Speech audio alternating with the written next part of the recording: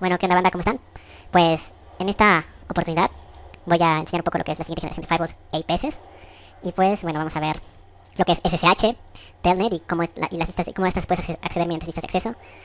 Hay cosillas de niveles de encriptación muy sencillas. Y pues el tema más grande, que es firewalls e IPS. Ok, pues antes de empezar, tenemos que hacer unos conceptos básicos sobre primero qué son las listas de acceso, qué es eso de SSH, Telnet, aquí lo pueden ver.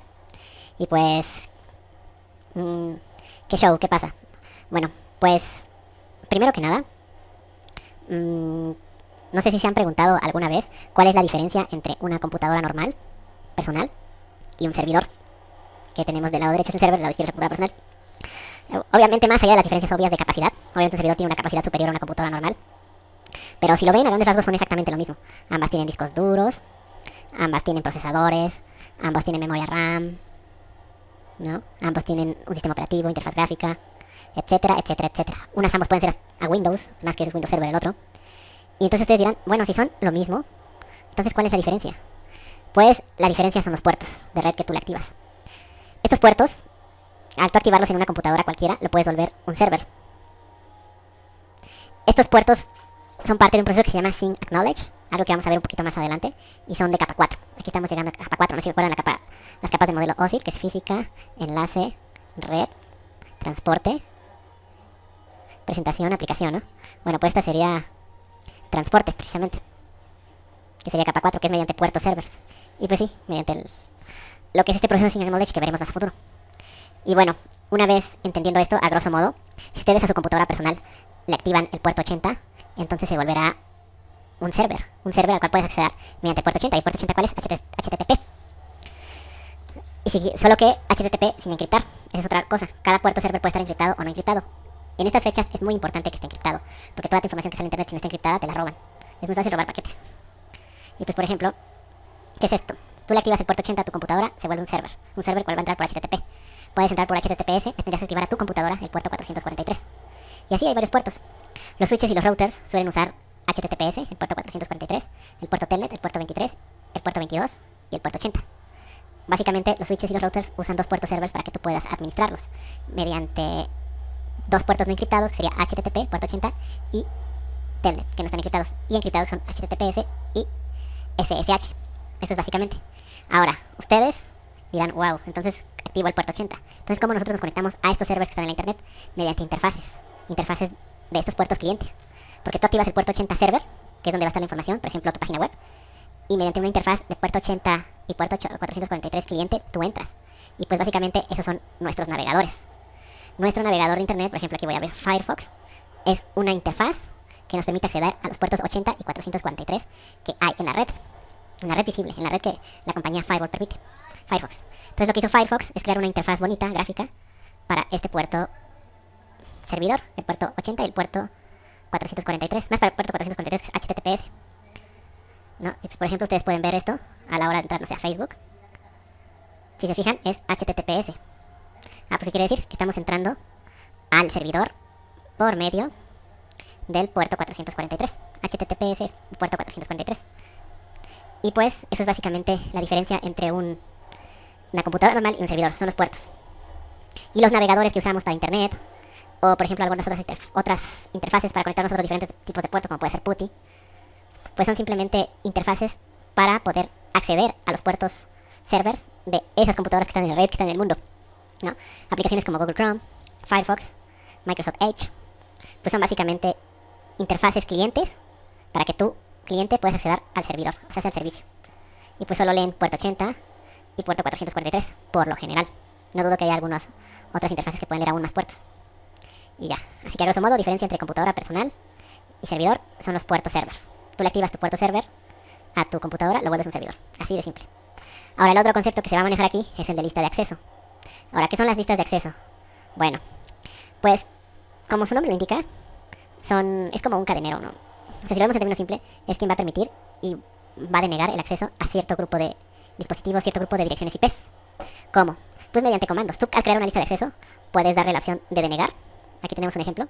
Aquí está denegando un segmento de red, que es la 162.18, diagonal 16. O sea, hace que todos los segmentos de red de esta van a ser denegados si quieren entrar a nuestra red. Y lo mismo al revés, podemos permitir que otro segmento de red en específico o una dirección IP en específico entre a nuestra red y las demás no. Así que básicamente las listas de acceso serían, como su nombre lo indica, permitir qué direcciones IPs o qué segmentos de red pueden entrar o no a nuestra red. Y así de simple.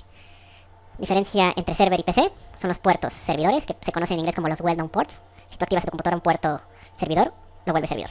Y así de simple. Y la lista de acceso es crear un conjunto de listas de ver qué direcciones IP o qué conjunto de direcciones IP pueden entrar o no. Y si sí pueden entrar, a qué puerto servidor le das acceso. Esa es otra opción que tiene la lista de acceso. Y una vez sabiendo esto, podemos continuar. Bueno, pues los switches y los routers tienen la capacidad de ser servidores también, mediante... ¿Para qué? ¿Para qué quieres acceder? ¿Y por qué tienen la función de ser servers? Pues es muy simple, para su gestión. ¿Tú cómo vas a gestionar tu switch, tu router? ¿Cómo vas a gestionar la red? Tiene que haber una manera de entrar. Hay básicamente dos maneras de entrar, que es por el puerto de consola de configuración, o mediante puertos servers, mediante los well-known ports. Y bueno, ¿cómo estos well-known ports funcionan dentro de un switch o dentro de un router? Pues básicamente es mediante BTY. Como les dije anteriormente, tú puedes acceder, los switches, los routers Cisco y entre otras marcas, pueden acceder por puerto 80, 443, Telnet y SSH. Tienes esa opción. Ya de fábrica ya tienen activados estos puertos. Tú los activas mediante comandos. Lo más común que se suele hacer es que se entre por SSH. HTTP no se suele usar tanto porque se tiene que hacer una especie de interfaz gráfica como es una página web. Y HTTPS es el mismo caso, la diferencia es que uno está encriptado y el otro no. Y el otro está encriptado y el otro no. En Telnet y SSH, 23 está desencriptado y 22 está encriptado. Pero lo más común, la manera de entrar más común que se usa en los switches y en los routers es mediante SSH, el puerto 22, que está encriptado y es mediante una interfaz de comandos. Ahora, tú puedes acceder de esta manera a los switches, a los routers, pero también puedes darle un control de acceso mediante listas de acceso. Y aquí tenemos un ejemplo. En este caso, no está activado el SSH porque aún no está, porque no está el comando, un comando que veremos más adelante. Pero si hay una lista de acceso que solo le va a permitir el acceso a este segmento de red. Y tú puedes cargar. ¿Y esto para qué sirve? Bueno, supongamos que hay una red management, una red para contadores, una red para recursos humanos, etc. Pues obviamente los únicos que deberían poder entrar a la gestión de los equipos son las personas que se dedican a la gestión. Se hacen los networkers. Así que puedes crear un segmento de red management en el cual tú solamente vas a poder acceder y manejar los equipos. Esto es por seguridad, porque obviamente no vas a dejar esa puerta abierta que los contadores, los de recursos humanos puedan entrar a los switches, a los routers, ¿no?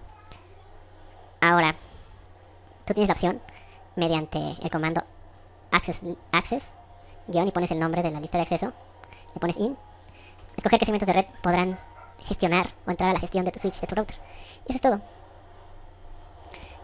Y tú puedes, bueno, obviamente hacer un Telnet y SSH. Ahora, están los niveles de encriptación. No sé si lo sepan, pero se pueden capturar paquetes. Es muy fácil capturar paquetes de internet. Hay maneras de capturar los paquetes que están viajando a través de la red, de la misma LAN o de la WAN. Y pues cualquiera puede tomar esos paquetes. Y en dichos paquetes pues viene la información. Las contraseñas, y todo lo que se ha hecho. O sea, se puede ver todo el trabajo que se ha hecho, el tipo de conectividad y todo lo que se ha hecho del cliente al servidor. Es por eso que esos paquetes, aunque son muy fáciles de tomar, suelen estar encriptados. Por eso la gestión de los switches de los routers suele ser con puertos encriptados, porque cualquiera que pueda tener un programa como Wireshark y se meta a la red puede empezar a capturar paquetes y pueda saber todo lo que estamos haciendo. Si estos no están encriptados, si entramos por Telnet y empezamos a configurar, entonces alguien que esté dentro de esa red y que capture paquetes puede decir, ah, mira, no está encriptado, tengo usuario y contraseña, me meto y hago un desmadre en la configuración. Por eso es importante usar siempre puertos server encriptados. 80 no está encriptado, 443 sí está encriptado, FTP sí está encriptado, DNS está encriptado, todos están encriptados y los que no están encriptados pues es muy peligroso, corres el riesgo de que algún listillo te robe la información. Porque captura paquetes todos. Y pues hay mucha gente en la red capturando paquetes, con la esperanza de que alguno no esté encriptado. Bueno, por eso es importante el puerto server SSH, el well-known port SSH, es el más usado en los switches y en los routers. Y pues obviamente hay diferentes niveles de encriptación, como pueden ver. El que viene por default es el tipo 5, y el algoritmo es MD5. Y los siguientes niveles de encriptación es el SHA-256 y el SHA-256. ¿Qué quiere decir eso? Pues es muy simple. Saben que manejamos números binarios. O sea, al final de cuentas, el mundo digital son números binarios, sí o no. Entonces, el número base es un 2. Entonces, el nivel de encriptación 5 sería un 2 a la 5. Haz la prueba en tu calculadora, pon 2 a la 5 y tu contraseña estará encriptada en esa cantidad de números. Ahora, haz lo mismo con el otro algoritmo que es SHA-256, es 2 a la 256. Les va a salir un número tremendo. Entonces, sus contraseñas estarán encriptadas a ese nivel, a la 2 a la 256. es un número gigantesco, muy, muy complicado de encriptar, casi imposible. Al menos que algún matemático desarrolle una fórmula que pueda contrarrestar el algoritmo que se usó para crear ese 2 a la 56. Pero bueno, pues no somos matemáticos. Nosotros básicamente aplicamos los algoritmos que algún matemático diseñó y ahora se usa como regla para poder encriptar nuestra información. Bueno, pues para que sepan, tenemos la opción de usar SHA-256 y de encriptarlo de 2 a la 256. Hagan la prueba en su calculadora. Pongan 2 a la 256 y esa es la cantidad de números en las cuales va a estar encriptadas sus contraseñas. Obviamente lo usamos con Enable Algorithm Type SHA-256 Secret y después ponemos el password y así se nos va a guardar en un número tremendo. Si ponemos solo Enable Secret, solo es 2 a la 5. Es más fácil, no es tan fácil de desencriptar, pero pues es más difícil desencriptar 2 a la 56 que 2 a la 5. Ok, pues son reglas. Va, y una vez que ya tenemos estos conceptos, pasamos ahora sí al tema grande, que es firewalls e IPS. Bueno, aquí tenemos las características de lo que son los firewalls. Y aquí quiero hacer un énfasis de que en histórico, bueno, de la historia, existían un tipo de firewall que se llamaba stateless. Después arribaron los firewalls que ahora se conocen como stateful. Bueno, los stateless son básicamente firewalls que negaban y permitían el acceso solo mediante listas de acceso, ya sabes. El segmento tal, con el puerto server, el bueno port 80, puede entrar. Ok, y ya, solo se fijaba en eso.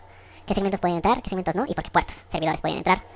Pero lo malo es que sucedía algo que se llamaba ataques DOS. Y los ataques DOS son básicamente que mediante ciertos pasos de hacking, tú te podías hacer pasar por un dispositivo. O sea, si el dispositivo con la IP tal entraba al puerto 80, tal y como lo predecía.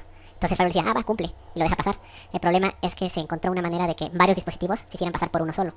Entonces empezaban a entrar una IP, pum, lo permitía el firewall, pero ese IP no era un solo dispositivo, sino eran varios, o personas que se hacían pasar por otras, varios, y saturaban, y era una cantidad de información tan grande que terminaban por saturar el server y lo terminaban tirando.